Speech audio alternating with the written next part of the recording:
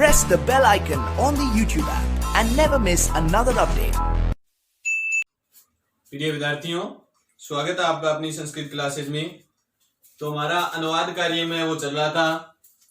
पिछली वीडियो की चर्चा करते हैं। तो अनुवाद कार्य में हमने अब तक सर्वनाम शब्द प्रयोग पढ़े, पुल्लिंग, स्त्रीलिंग और नपुंसकलिंग शब्दों के बारे में जाना। उसके बाद हमने संख्या ज्ञानम पढ़ा, यानी संख्या की प्रथमा द्वितीय व्यक्तियों के बारे में पढ़ा। आज हम पढ़ेंगे लकार, यानी आज का जो टॉपिक रहेगा हमारा, आज का जो मैटर है वो पढ़ेंगे लकार की भूमिका सिर्फ। उसके बाद जो नेक्स्ट वीडियो आएगी उसमें हम सारे लकार पढ़ेंगे। तो आज देखते हैं कौन से लकार होते हैं, व्याकरण में लकार कितने होते हैं, हमारे कितने काम में आएंगे पाठ्यक्रम में, वो सारी बातें आज की वीडियो में जानेंगे। तो देखो, जब हम क्या करेंगे, हिंदी से संस्कृत अनुवाद करेंगे तो लकार के बारे में जानना तो अत्यंत आवश्यक है। क्योंकि लकार क्या होता है? काल। क्या होता है?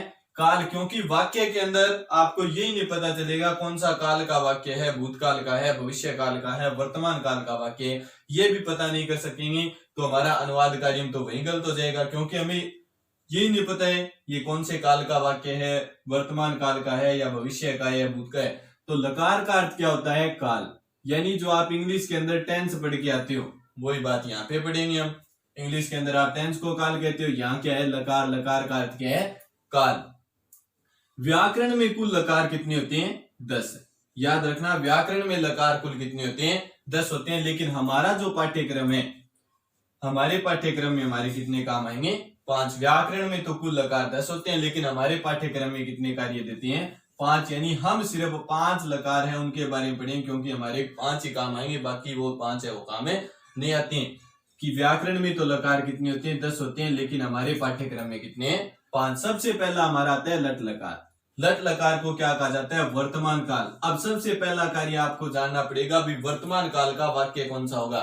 हमें हिंदी में पहचानना पड़ेगा भी जिन वाक्यों के अंत में क्या रहता है, ती है, ते आ रहे, तो वहां पे हमारा वाक्य कौन सा है? वर्तमान काल का वाक्य है। वर्तमान काल का वाक्य है, उसके लिए हमें धातु रूप कौन सा पढ़ना पड़ेगा? लट लकार का। कौन सा धातु रूप पढ़ना पड़ेगा?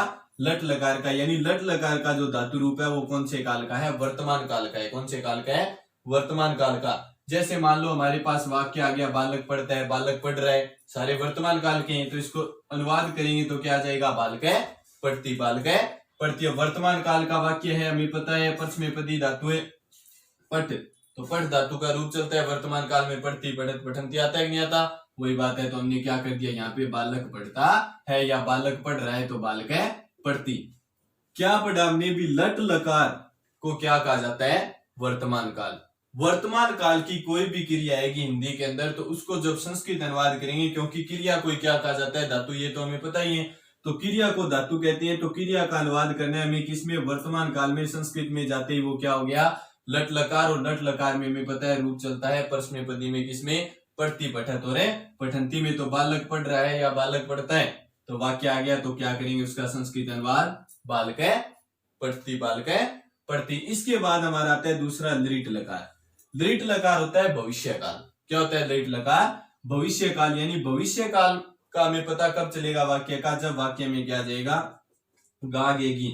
यानी वाक्य के अंत में, क्रिया के अंत में क्या रहे? गा गेगी आ रहे, वहां पे हमें पता है हिंदी का वो कौन से काल का वाक्य है? भविष्य काल का वाक्य। और भविष्य काल को संस्कृत में क्या कहेंगे? लृट लकार। क्या कहेंगे?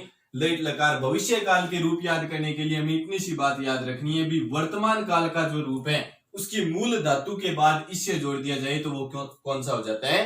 लृट लकार हो जाता है। जैसे ऊपर हम वर्तमान काल में पढ़ के आते पढ़ती, और नीचे हमारा आ रहा है पठिष्यति, तो हमने क्या किया? पठ मूल धातु, इसके बाद क्या जोड़ा हमने? इससे जोड़ दिया। क्या जोड़ दिया? पठ मूल धातु के बाद इससे जोड़ते ही वो कौन से लकार में चली गई? कौन से काल में चली गई? भविष्य काल में। कौन से में चली गई? भविष्य काल में। जैसे वाक्य आ गया हमारा भी बालक पढ़ेगा तो बालक पठिष्यति, बालक पढ़ेगा, बालक पठिष्यति, बालक पढ़ेगा। इसके बाद हमारा आता है लोट लकार। यानी लोट लकार क्या होता है? आज्ञार्थक काल या आदेशात्मक काल। यानी जब हमें आज्ञा दी जाती है किसी के द्वारा, वो काल, उस क्रिया का जो वाक्य आएगा वहां पे कौन सा लकार कार्य करेगा? लोट लकार। यानी लोट लकार का अर्थ क्या है? आज्ञार्थक काल या आदेशात्मक काल। यानी जहां हमें क्या दिया जाता है? आदेश, किसी के द्वारा आज्ञा दी जाए। यानी बालक पढ़ो, बालकों पढ़ो, तो हमें आज्ञा दी जा रही है, किसी के द्वारा आज्ञा दी जा रही है, तो वहां संस्कृत में हमारा कौन सा लकार कार्य करेगा?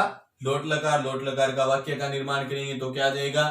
लोट लकार का रूप चलता है पठतु पठताम पठंतु। तो यहाँ पे आ गया हमारा बालकः पठतु बालकः पठतु। इसके बाद हमारा आता है लंग लकार। लंग लकार का अर्थ होता है भूतकाल, यानी भूतकाल का कोई वाक्य आ गया, किसी वाक्य में क्रिया आ रही है भूतकाल की, तो जब हम संस्कृत अनुवाद करेंगे तो संस्कृत में भूतकाल को क्या कहेंगे, लंग लकार। यानी जहां पर क्रिया भूतकाल में आई है वहां पर संस्कृत अनुवाद करेंगे तो हमें कौन सा लकार पढ़ना पड़ेगा, धातु का लंग लकार पढ़ना पड़ेगा। भूतकाल हमें पता है बीती हुई जो भी बातें आएगी, अतीत जो भी है वो सारा किस में आएगा, भूतकाल में। यानी जिन वाक्यों में था आ रहे, था थे थी आ रहे, वहां पे कौन सा लकार होगा हमारा, लंग लकार, यानी भूतकाल आ जाएगा। जैसे बालक पढ़ता था तो बालकः अपठत बालकः अपठत। इसके बाद आता है हमारा विधिलिंग। पीछे हम पढ़ के आए थे हमारे दो प्रत्यय जिनका प्रयोग चाहिए और योग्य के अर्थ में किया जाता है, वही बात यहाँ पे, यानी चाहिए का अर्थ जहां पे प्रकट होगा, चाहिए का अर्थ जहां पे हमें चाहिए वहां पे कौन सा लकार आएगा, विधिलिंग। और प्रत्यय दो होते हैं हमारे कौन से, अन्यर और तव्यत। अन्यर और तव्यत प्रत्यय जोड़ देंगे तो वहां पे चाहिए का अर्थ आएगा।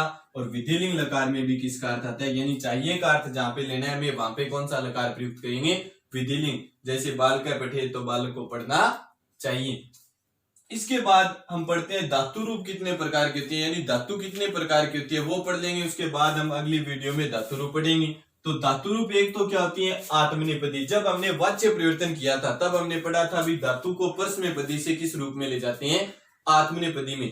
यानी अपने आप में के लिए जो प्रयुक्त होती है वो कौन सी धातु होती है, आत्मनेपदी। जैसे आप 8th क्लास में रूप पढ़ के आते हो, लब धातु का, शेव धातु का रूप पढ़ के आए थे, वो धातु कौन सी थी, आत्मनेपदी धातु थी। कौन सी धातु थी, आत्मनेपदी। इसके बाद हमारी नंबर 2 आती है परस्मैपदी धातु। यानी परस्मैपदी धातु तो वही है साधारण सामान्य जो हम पढ़ते हैं उनका रूप चलता है। जैसे पठ धातु का भी पढ़ के हैं, पढ़ती पढ़ते पठंती, वो जो धातु रूप चलते हैं वो सारी कौन सी होती है, परस्मैपदी। उभयपदी धातु कौन सी होती है, जो आत्मनेपदी भी और परस्मैपदी हो। जैसे हमारी क्रिय धातु है तो क्रिय धातु का परस्मैपदी में रूप चलेंगे तो क्या जाएगा, क्रोति कृतः कुर्वन्ति। और अगर ले जाएंगे आत्मनेपदी में तो क्या जाएगा, क्रियेत या क्रियताम। उसके बाद आत्मनेपदी में देखते हैं तो आत्मनेपदी में जैसे पठ धातु को ले जाएंगे तो क्या हो जाएगा, पठ्यते। क्या हो जाएगा, पठ्यते। क्या होगा, पठ्यते। तो ये धातु 3 प्रकार की होगी, आत्मनेपदी, परस्मैपदी और उभयपदी। अगली वीडियो में हम जब धातु रूप पढ़ेंगे तब इनका विस्तृत चर्चा करेंगे, इनके बारे में भी। आत्मनेपदी में कौन कौन सी आती है, परस्मैपदी में कौन कौन सी आती है और उभयपदी में कौन कौन सी आती है। आज के लिए इतना ही। जय तु संस्कृतम, जय तु भारतम।